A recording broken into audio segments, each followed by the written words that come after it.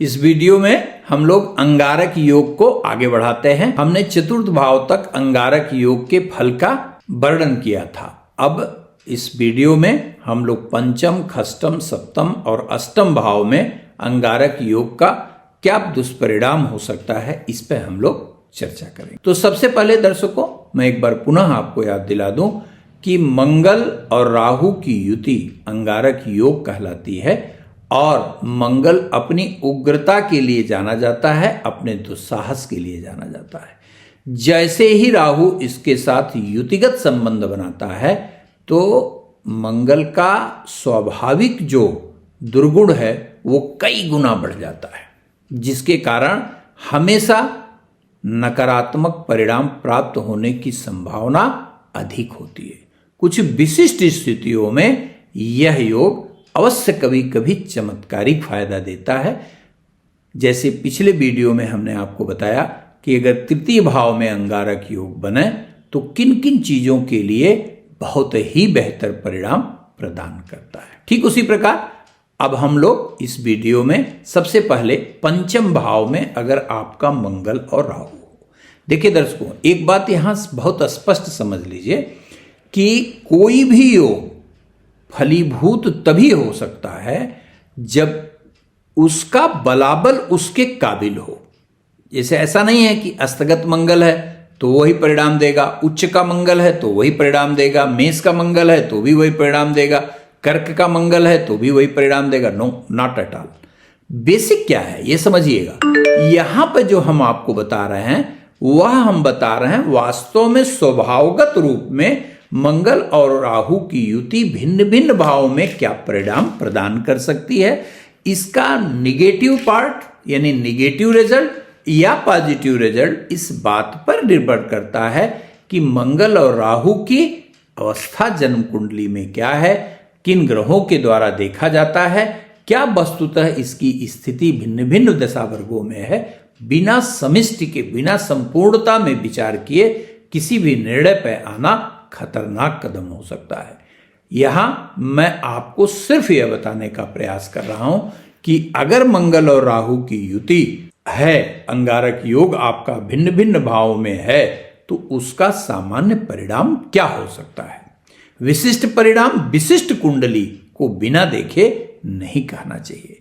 तो आइए विषय पे आते हैं। यदि पंचम भाव में मंगल और राहु की युति हो तो निश्चित रूप से ऐसे लोग भावनात्मक रूप से बड़े क्रूर हो सकते हैं। इनका इमेजिनेशन बहुत खराब हो सकता है। इनके बात व्यवहार का तरीका बहुत ही खराब हो सकता है। अर्थात अप्रिय लैंग्वेज के साथ साथ, भाषा के साथ साथ इनका अप्रिय व्यवहार चिंता का कारण हो सकता है। ऐसे जो जातक होते हैं उनको संतान में भी दिक्कतें आती हैं। बार बार गर्भपात की स्थिति भी बन सकती है। संतान बड़ा होने के बाद भी संतानहीन हो सकता है। ऐसा जातक संतान यदि हो भी जाए बड़े कठिनता से तो जीने में थोड़ी समस्या आती है। बहुत बार देखा गया है कि यदि यह मंगल और राहु की युति संतान के घर में हो और कहीं से भी किसी पापग्रह की दृष्टि पड़ जाए या नवांश में पंचमेश की स्थिति खराब हो जाए तो अधिकांशतः ऐसे जातकों के संतान लायक नहीं होते या जीवित नहीं होते। शिक्षा के लिए भी ये अच्छा कॉम्बिनेशन कदापि नहीं कहा जाएगा। यहाँ पर मनमाना स्वभाव प्रदान करना इस अंगारक योग का सबसे बड़ा डिमेरिट है। ये अपनी बात को सर्वोपरि रखते हैं। कुछ भी नहीं पढ़ रहे हैं तो भी यह साबित करेंगे कि वो आपसे ज्यादा विद्वान है। आप इनसे किसी विषय पर बात करेंगे तो ये विषय पर बात नहीं करेंगे। हाँ बंद कर, चलो ठीक है, तुमसे ज्यादा जानते हैं। और ये हर बातें इतने ओवर कॉन्फिडेंस से कहेंगे कि अगर आप इनके बारे में न जाने तो निश्चित रूप से आप मानने के लिए आप विवश हो सकते हैं, आप बाध्य हो सकते हैं। यह जान लीजिए। और षड्यंत्र करने में इनका कोई सानी नहीं होता। मंगल और राहु की युति यदि पंचम भाव में आपके है तो यह प्रारब्ध के में भी अवरोध उत्पन्न करती है। यह बनते हुए कार्यों में भी विघ्न की स्थिति ला सकती है। लेकिन अगर मंगल और राहु की युति छठे भाव में हो तो यह बहुत हद तक लाभ प्रदान करने में भी सक्षम हो जाती है। अगर मंगल और राहु यहां बैठे हैं तो निश्चित रूप से मंगल की आग्नेयता बढ़ जाने के कारण, मंगल की उग्रता बढ़ जाने के कारण शत्रु आपके निकट नहीं आ सकते हैं। कोई भी विवाद हो उसमें लगभग विजय आपकी सुनिश्चित कही जाएगी। अदालत के केसेस के मामले में आप सदैव भाग्यशाली कहे जाएंगे। और यही नहीं, आप देखेंगे कि कई बार ऐसी स्थिति इनके साथ होती है कि बिना कुछ किए इन्हें बड़े बड़े मौके प्राप्त होते हैं और लोग इनके अक्खड़ स्वभाव को बहुत पसंद करने लगते हैं। और उसके साथ साथ ये हमेशा अपने शत्रुओं को मिटा देने का, बिल्कुल समाप्त कर देने का भावना रखते हैं।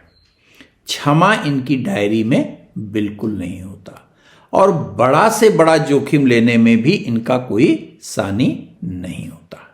नौकरी प्राप्त करने के लिए ये बहुत ही बेहतर परिणाम प्रदान करता है, ये बात अवश्य जान लीजिए। अगर मंगल और राहु की युति आपके सप्तम भाव में है तो ये बहुत ही खराब कॉम्बिनेशन होता है। गृहस्थ जीवन के लिए निश्चित रूप से यह बेहद नकारात्मक योग के श्रेणी में आता है। यहाँ पर पति पत्नी के बीच इतना अहंकार की खाई बड़ी हो जाती है कि गृहस्थ जीवन का चल पाना लगभग असंभव हो जाता है। और यदि इस अंगारक योग पर कोई शुभग्रह की दृष्टि न हो तो किसी प्रकार का भी म्यूचुअल अंडरस्टैंडिंग भी नहीं बन पाती है, जिससे गृहस्थ जीवन बाधित हो जाता है। और यदि स्त्री के जन्मांग में सप्तम भाव में अंगारक योग हो तो निश्चित रूप से उन्हें हार्मोनल प्रॉब्लम से गुजरना पड़ता है। गर्भधारण की शक्ति थोड़ी कमजोर कर देता है, बार बार मिसकैरेज की स्थिति भी उत्पन्न करता है। यहाँ पर बैठा हुआ मंगल और राहु कई बार देखा जाता है कि ज्वाइंट वेंचर के काम करने में बड़ी समस्या देता है।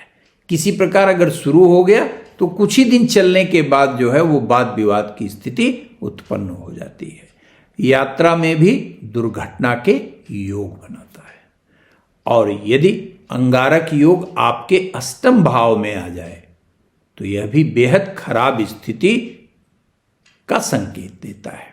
अष्टम भाव वैसे ही संघर्ष का भाव कहा जाता है, हाउस ऑफ स्ट्रगल के नाम से जाना जाता है।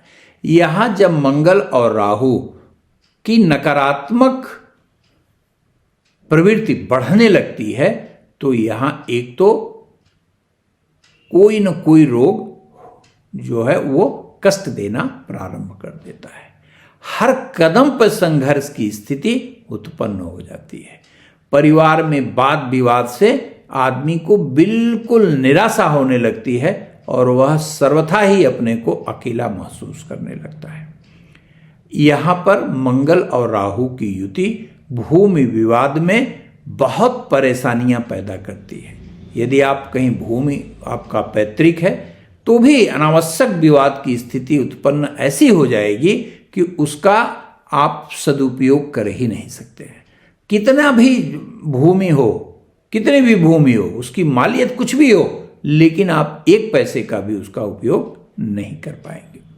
इसी के साथ साथ यहाँ पर मंगल और राहु अर्थात अंगारक योग जब बनता है तो सबसे बड़ी दिक्कत यह जो है वह पारिवारिक सुख में देने के साथ साथ दाम्पत्य जीवन में जो नकारात्मकता देता है वो देता ही है, साथ में आपके जीवन साथी के माता पिता से संबंध बिल्कुल खराब करने का प्रयास करने लगता है।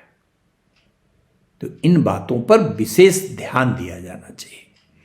और वीडियो के आखिरी में हम आपको बताएंगे कि जब कभी भी अंगारक योग कहीं नकारात्मक भाव में आपके बने तो आपको क्या करना चाहिए। यहाँ सभी भावों का वर्णन कर पाना संभव नहीं है, तो अगले वीडियो में नवम, दसम, एकादश और द्वादश भाव पर हम चर्चा अवश्य करेंगे और कोशिश करेंगे उसी वीडियो में कि अंगारक योग के समाधान के लिए क्या किया जाना चाहिए यह भी आपको बताएं। धन्यवाद। वीडियो यदि पसंद आया हो तो चैनल को सब्सक्राइब करिए, बेल आइकन दबाना बिल्कुल मत भूलिएगा। धन्यवाद।